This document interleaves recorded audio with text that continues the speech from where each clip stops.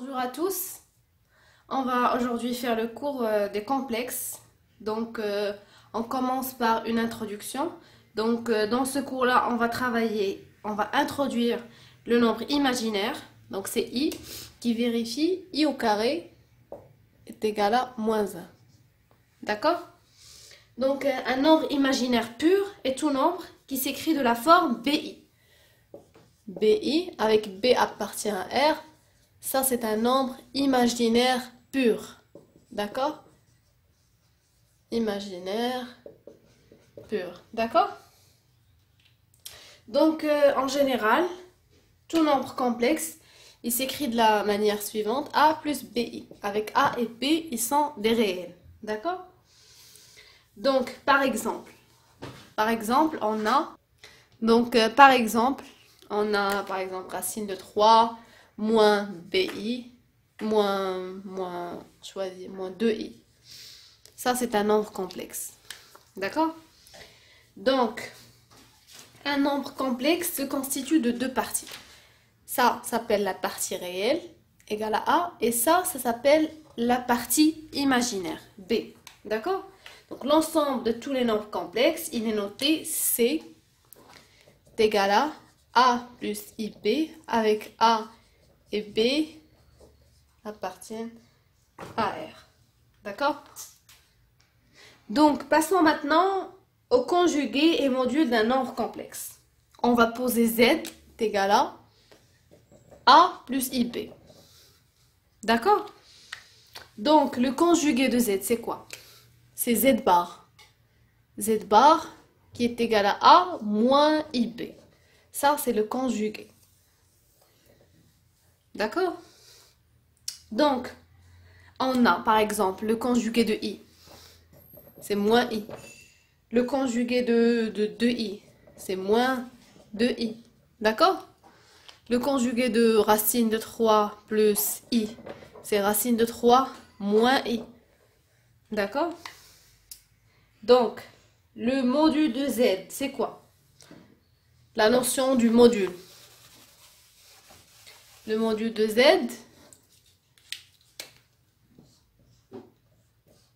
c'est quoi? C'est la racine de Z fois Z bar. D'accord? Qui est égal à quoi? Qui est égal à la racine de A au carré plus B au carré. A, c'est la partie réelle de Z et B, c'est la partie imaginaire de Z. D'accord? Donc, on a les propriétés suivantes. On a Z1 sur Z2. Ils sont les deux des nombres complexes. Z bar, c'est quoi? C'est Z1 bar sur Z2 bar. D'accord? Donc, on continue. On a alpha fois Z1 bar. Ça, c'est quoi? Alpha, c'est un réel. Donc, alpha fois Z bar. D'accord? On a aussi la puissance Z1. Z1 bar à la puissance n. Donc, on a le conjugué à la puissance n. Ça, c'est quoi? C'est Z1 à la puissance n bar. C'est la même chose. D'accord? On a aussi la multiplication Z1 fois Z2 bar. C'est Z1 bar fois Z2 bar. D'accord? On a aussi la somme Z1 plus Z2 bar. Ça, c'est quoi? C'est Z1 bar plus Z2 bar. D'accord? La différence aussi. Z1 moins Z2. C'est Z1 bar moins Z2. D'accord? Ça, c'est les propriétés qu'il faut se rappeler.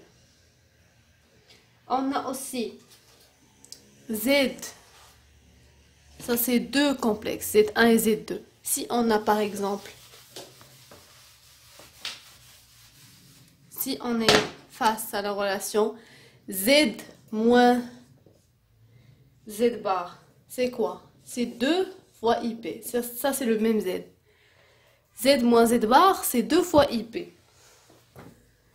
C'est-à-dire 2 fois I fois l'imaginaire de Z. D'accord? Z plus Z bar. C'est quoi? Z plus Z bar, c'est 2 fois le réel de Z. D'accord? On a aussi, pour que Z appartienne à R, Z c'est un réel, il faut que la partie imaginaire doit être égale à 0. Donc, c'est équivalent à quoi?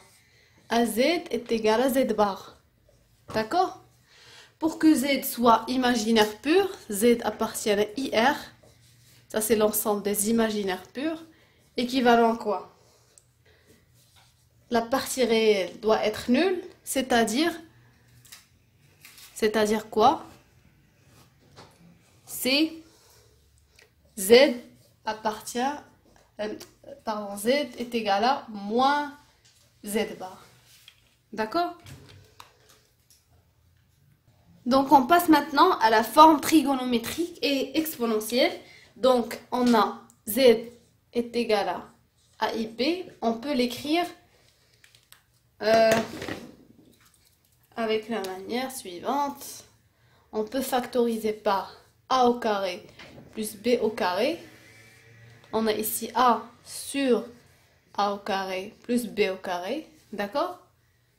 Plus IB racine de A au carré plus B au carré. D'accord? On a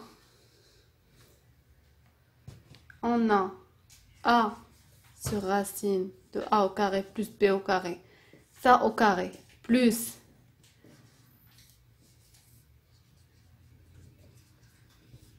ça au carré. Ça c'est quoi?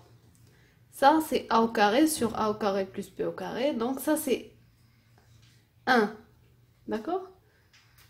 Ça c'est 1. Donc il existe un certain, je vais écrire ici. Donc il existe un certain alpha tel que le cosinus de alpha est égal à ça. D'accord? Et sinus de alpha est égal à ça.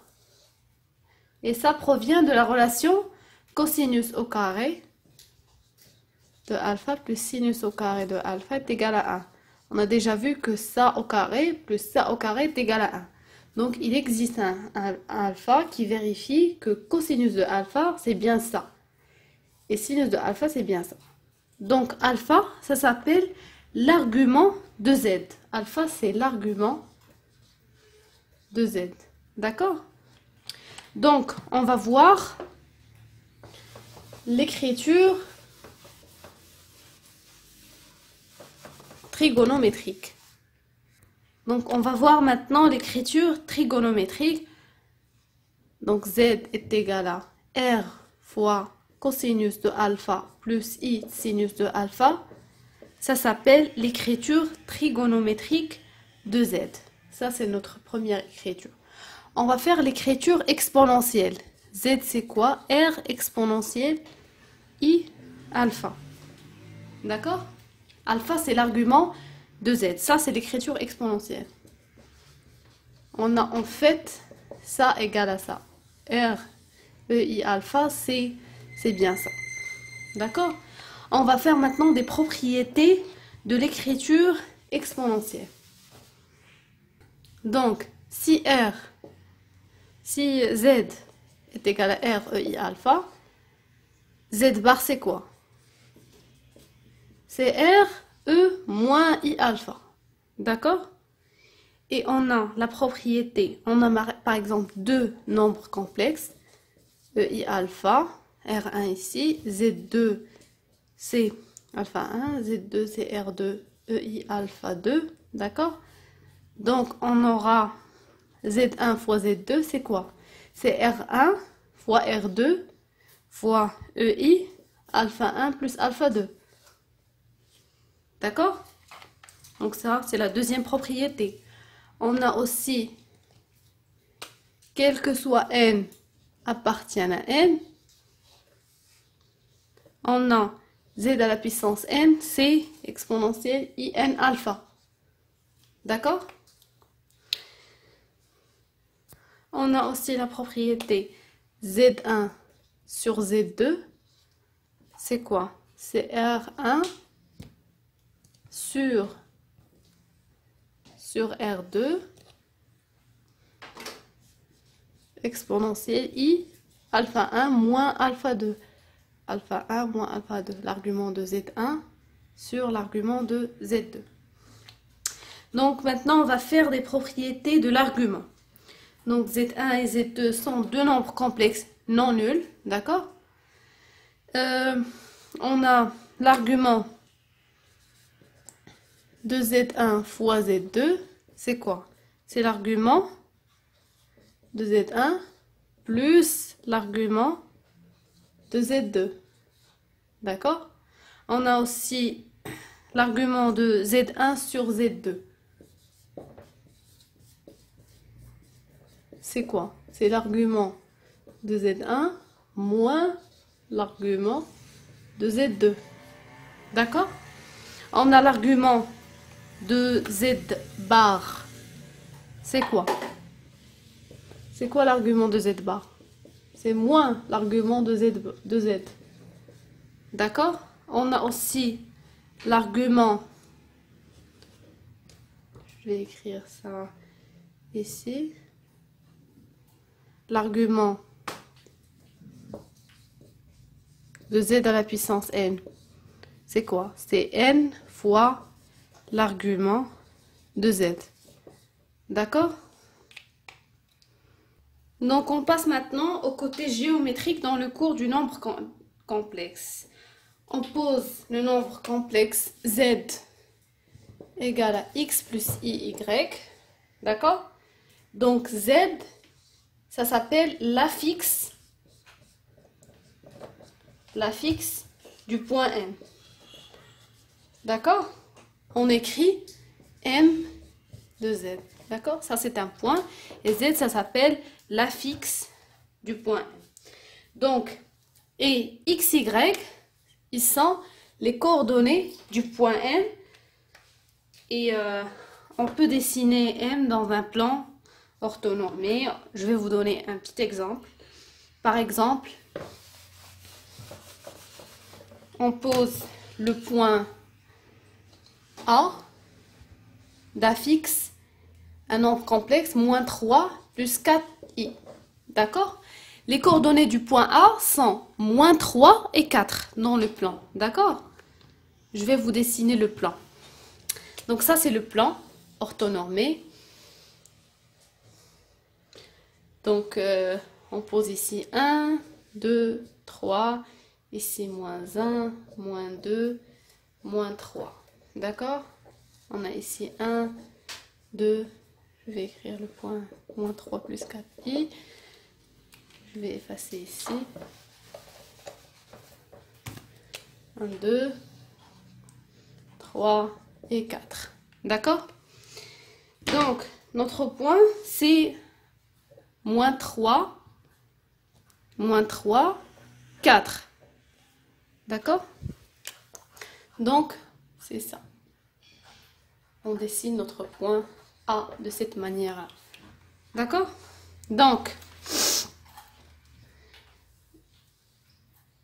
on considère le point M d'affixe Z1, M1, le point M2 d'affixe Z2 et le point I d'affixe Z. I, c'est le milieu du segment M1, M2. Donc Z, ça va être égal à quoi? L'affixe de I. I, c'est Z1 plus Z2 sur 2. Si vous voulez calculer l'affixe du milieu d'un segment. D'accord? Donc, l'affixe du vecteur, donc on a deux points M1, M2. Par exemple, on a le vecteur M1, M2. L'affixe du vecteur M1, M2. On va écrire ça de cette manière. Affixe M1, M2. Ça, c'est quoi? C'est Z2, l'affixe du point ici, moins Z1. Z2 moins Z1. D'accord? C'est Z2 moins Z1. Bon, voilà. Donc, on considère maintenant ces points-là. A d'affixe ZA, B d'affixe ZB, C d'affixe ZC et D d'affixe ZD. D'accord? On a la distance AB. C'est quoi? C'est le module du vecteur AB. C'est la norme. Donc ça, c'est quoi? C'est la valeur absolue de ZB. C'est le module en fait, pardon. Le module de ZB moins ZA. Ce qu'on a, c'est ça, c'est un nombre complexe. Donc, le module de ZB moins ZA. D'accord? Et on a aussi l'angle AB, l'angle entre le vecteur AB, CT. Ça, c'est quoi? C'est l'argument de ZD moins ZC sur ZB moins ZA. D'accord? Donc voilà. Donc passons maintenant aux équations de second degré dans C. On considère l'équation AZ au carré plus BZ plus C est égal à 0. D'accord? Avec A, B, C sont des réels et A doit être non nul. Parce qu'on doit travailler sur l'équation de second degré. D'accord? Donc, on calcule delta. Donc, on calcule notre delta. Delta, c'est quoi? C'est B au carré moins 4 AC. D'accord? Ça, c'est notre delta. Donc, on a 3 cas possibles. Si delta est supérieur à 0. Si delta est supérieur à 0. Donc, on a dit si delta est supérieur à 0, on a deux solutions. Z1, deux solutions réelles en fait. B moins racine delta sur 2 fois A. D'accord? Et Z2, c'est quoi? C'est B plus racine de delta sur 2A. D'accord? Si delta maintenant égale à 0. Deuxième cas, si delta égale à 0, donc dans ce cas, on a une seule solution, c'est, on l'appelle Z0, c'est quoi? C'est moins B sur 2 fois A. D'accord? On est maintenant dans les solutions réelles. Dans le cas où delta est inférieur à 0, on a maintenant des solutions complexes. D'accord? Si delta est inférieur à 0, on a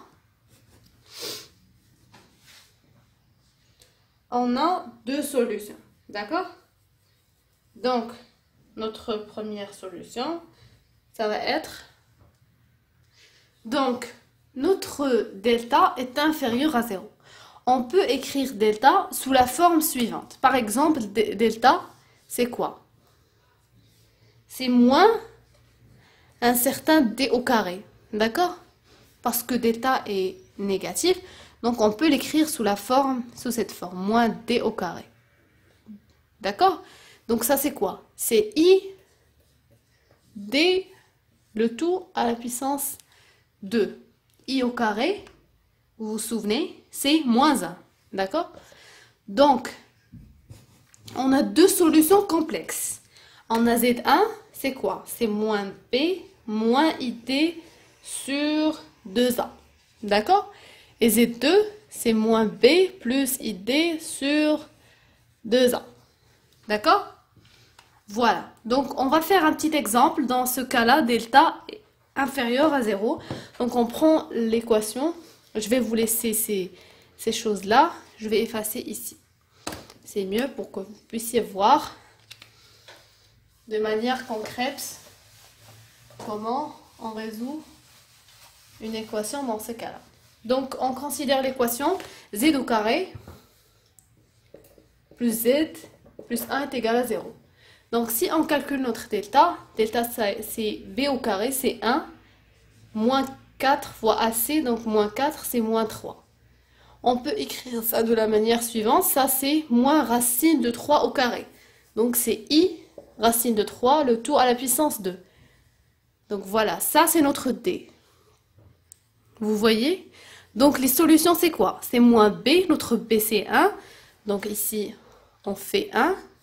Notre D c'est quoi? C'est racine de 3. Donc moins racine de 3. Sur 2A. A c'est 1 donc 2. D'accord? Et ici c'est la même chose, on a ici 1. Et ici racine de 3 sur 2. Donc voilà les solutions Z1 et Z2 dans ce cas. Passons maintenant aux expressions complexes des transformations affines usuelles. Donc, on considère une translation T de vecteur U. Ça, on va l'écrire TU, d'accord? De vecteur U. Donc, on a T de U de M est égal à M'. Donc, c'est équivalent à dire que Z', c'est Z plus la fixe de U. D'accord? Je vais vous donner les formules et par la suite, je vais vous faire des exercices là-dessus pour que vous puissiez voir plus concrètement comment on travaille avec ces expressions-là. Donc, vous notez les expressions maintenant. Pour l'homothétie. Donc, c'est une homothétie de centre oméga. D'accord? Et de rapport K. D'accord? Donc, HM, on considère H, c'est l'homothétie. HM est égal à M', équivalent à Z' est égal à KZ moins oméga plus oméga. D'accord? Donc, pour la rotation, on considère une rotation de centre.